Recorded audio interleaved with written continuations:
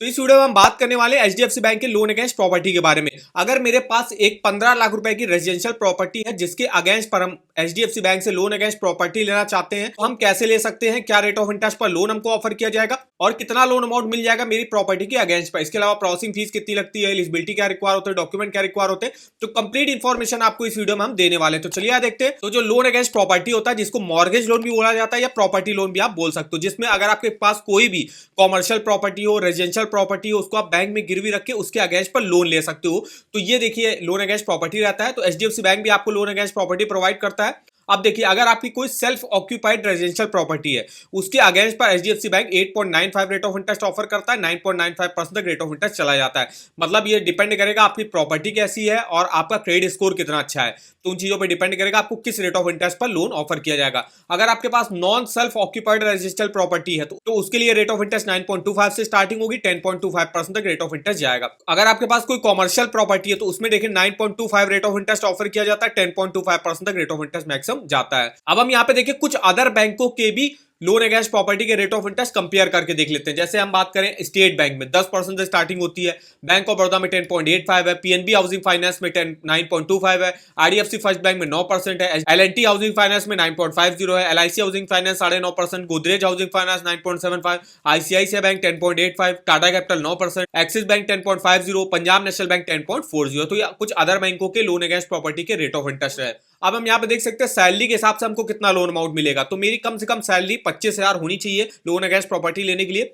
तो अगर देखिए मेरी 25,000 सैलरी है और टेन्योर जो है लोन अगेंस्ट प्रॉपर्टी का मैक्सिमम आप 15 साल के लिए ही लोन अगेंस्ट प्रॉपर्टी ले सकते हो। तो 25,000 सैलरी है, 8.95 के रेट ऑफ इंटरेस्ट पर देखिए जो हमको अमाउंट जो हम लोन अगेंस्ट प्रॉपर्टी लोन लेने के लिए एलिजिबल होंगे वो होगा 9,88,000। मतलब 10 लाख रुपए के आसपास का जो है आप लोन मैक्सिमम ले सकते हो अगर आपकी 25,000 सैलरी है और मैक्सिमम 15 साल के लिए लोन ले रहे हो। तो इस तरीके से आप देख सकते हो कि सैलरी के हिसाब से आपको कितना लोन मिल जाता है। अब हम देखते हैं प्रोसेसिंग फीस। प्रोसेसिंग फीस देखिए सैलरीड और सेल्फ एम्प्लॉयड के लिए 1.5% तक लगती लोन अमाउंट का। इसके अलावा प्री पेमेंट चार्जेस वगैरह भी आप लिस्ट इसकी देख सकते हो। कन्वर्जन फीस भी देख सकते हो। अगर आप मान लीजिए आपने पहले फिक्स्ड पर लिया था, आप उसको फ्लोटिंग पर चेंज कराना चाहते हो, तो देखिए कन्वर्जन फीस आपको यहाँ पे देनी पड़ेगी। वो आप इन्फॉर्मेशन यहाँ से चेकआउट कर सकते हो। बेनिफिट की बात करें तो कस्टमाइज रीपेमेंट ऑप्शन आपको देखने को मिल जाएंगे। आपको जैसे रीपेमेंट करनी है, जिस टाइप से भी रीपेमेंट करनी है, उस टाइप का ऑप्शन यहाँ पे आपको देखने को मिल जाएगा। इजी डॉक्यूमेंटेशन लगते हैं, 24/7 असिस्टेंट मिल जाता है आपको और ऑनलाइन ही आप अपने लोन अकाउंट को मैनेज कर सकते हो।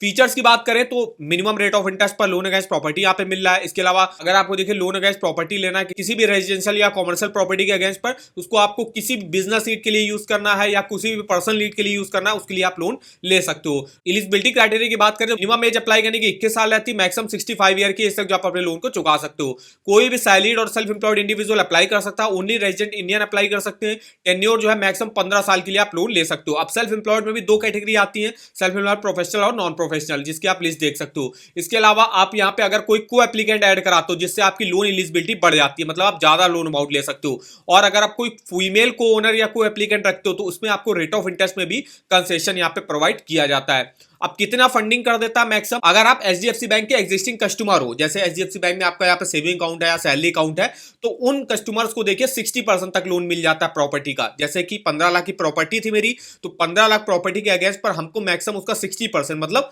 9 लाख रुपए तक का लोन मैक्सिमम जो है एचडीएफसी बैंक प्रोवाइड कर देगा अगर हम एचडीएफसी बैंक के एग्जिस्टिंग कस्टमर होंगे। तो अगर हम कोई न्यू कस्टमर है उनको जो है 50% प्रोवाइड करेगा, मतलब उनको 7,50,000 रुपए तक का लोन प्रोवाइड करेगा 15 लाख की प्रॉपर्टी के अगेंस्ट पर। तो ये यहाँ पे देखिए एलटीवी रेशियो यहाँ पे चलता है। डॉक्यूमेंट देख लेते हैं मेरे क्या क्या लगते हैं लोन अगेंस्ट प्रॉपर्टी लोन लेने के लिए। यहाँ से तो केवाईसी के डॉक्यूमेंट में आप सबसे पहले तो मैंडेटरी डॉक्यूमेंट आपको या तो पैन कार्ड देना है या तो फॉर्म 60 देना है, इनमें से कोई एक डॉक्यूमेंट आपको देना पड़ेगा। इसके अलावा एक आईडी और एक एड्रेस जिसमें आप passport, driving licence, voter ID card, Aadhaar card वगैरह दे सकते हो। इनकम प्रूफ की बात करें तो सैलरी के लिए देखिए 3 मंथ का सैलरी स्लिप लगता है, 6 मंथ का बैंक अकाउंट स्टेटमेंट जिस भी अकाउंट में आपकी सैलरी आती होगी, और फॉर्म 16 और आईटी रिटर्न आपको देना पड़ता है।